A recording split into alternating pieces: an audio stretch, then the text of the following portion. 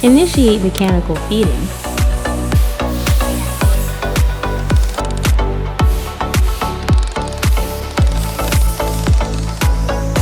The lathe is used to perform turning on it with coolant applied for cooling purposes.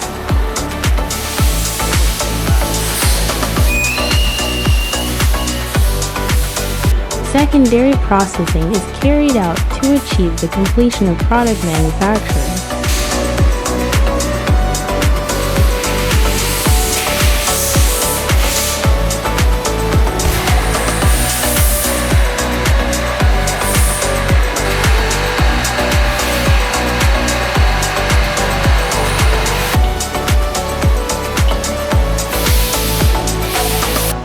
Now, a machine part is completed.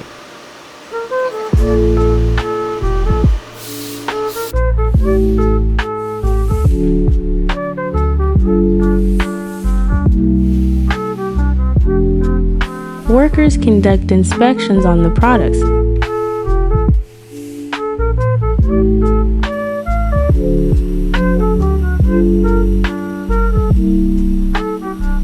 and package the products.